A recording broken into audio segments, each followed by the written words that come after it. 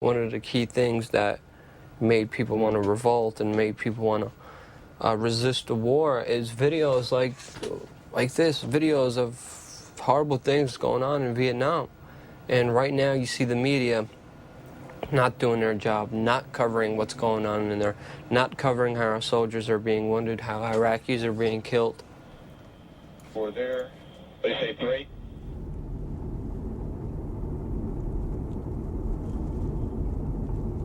The Democratic Socialist and the Republican Fascist administrations hate us because we're so tenacious with fighting for liberty and freedom for all people. We're doing the very best we can to fight as long as we can in a nonviolent redress of our grievances, because none of us want bloodshed, you know.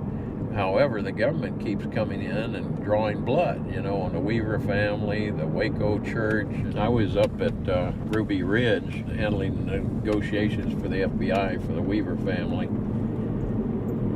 And that was an eye-opener to me. I never thought I'd ever see 500 police attack a family up in the mountains and kill part of the family, the mom and the son, and just flat murder them. And that was an eye-opener for me, I'll tell you. Boy, that was something.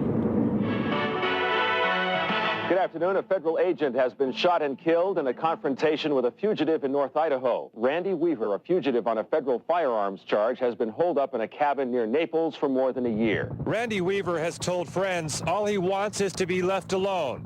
But with the sudden appearance of military hardware like this, his one-man stand against the law is suddenly taking on the appearance of a full-blown war. People out here that will stop the next time. Joey, how much longer will you let this go on? Fucking baby killers!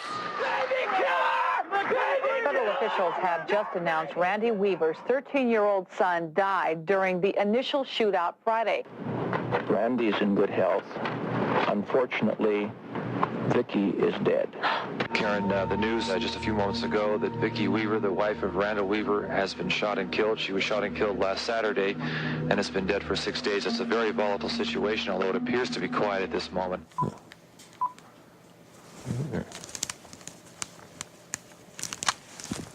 That's great. My phone isn't operating this morning.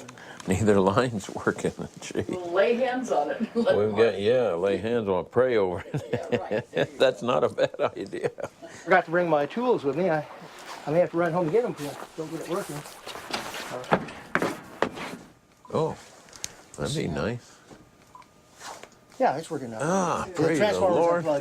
Thank you, Marty. Yeah, I didn't bring my I'm glad you came over, brother. My phone fixer and my hair doer. Yeah, normally this doesn't happen this way. Well, thank you. You're welcome. It looks a little bit better. My chimes, I don't want the chimes. Something's wrong. A lot of people came here for their religious rights. One of the most important things, I think, has to do with our Christian rights. Don't you think so, Jen?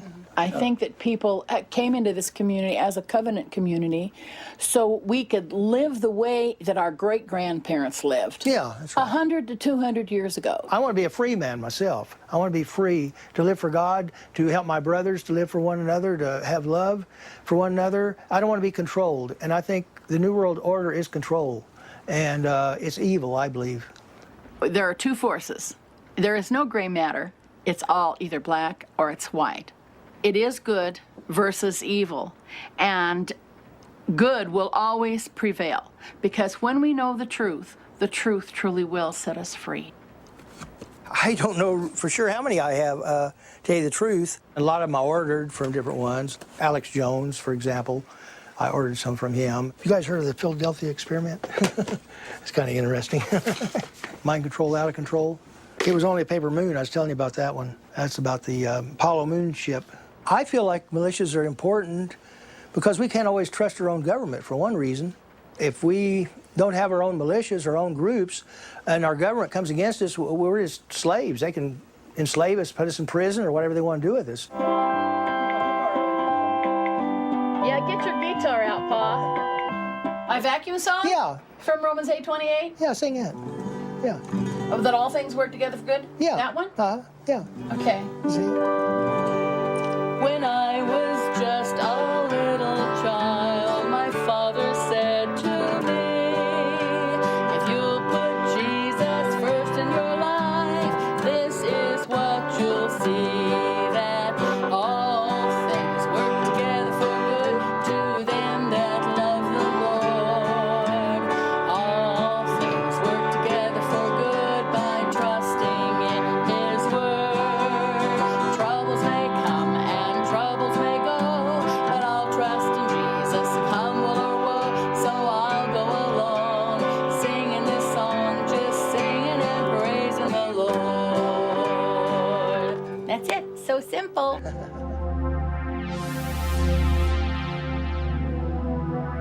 We have a hotel room at the Westfields Marriott, but we're kicked out in the morning when the official Bilderberg Group meeting starts. A day ago, it was crawling with security. You pull a camera out, they run up and threaten to arrest you. If you had 100 film stars meeting in secret at a luxury hotel, the whole world will want to know. But we have 120 plus world elitist meeting, and it's strange that we citizens would want to cover this, that citizens would want to follow this, that we would want to be involved. How dare us? This is what real media is supposed to do. Here is the Marriott Hotel. There is a cul-de-sac drive right here. We've got a camera right here, and we've also got a room right down here. So we've got this area covered and this area covered. This is a little video unit. It's not super high quality. This is our little backup in case they come grab our cameras and are trying to set us up. We've got a chance of all of us have these, of somebody getting out with it, and then they're all going to jail.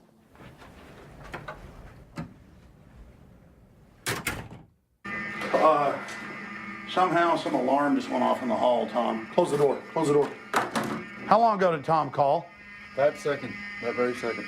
Get your higher quality cameras out and roll them. This may be some kind of setup. Turn most of the lights out. They do not want me on this show is why this was done.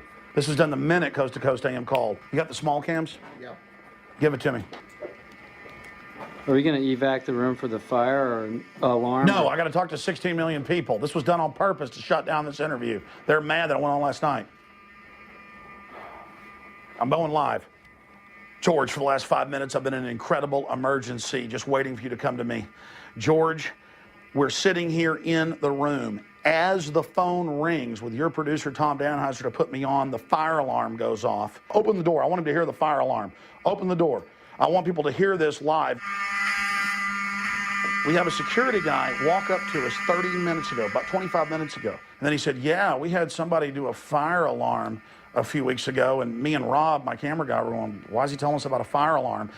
I forgot that part, George. These bastards have done this. I don't know how. They're planning to try to set us up or something, but this is incredible. We are here in the middle of this right now, George. Okay, we'll get out of here. Here, you stay. You come after us. Let's go.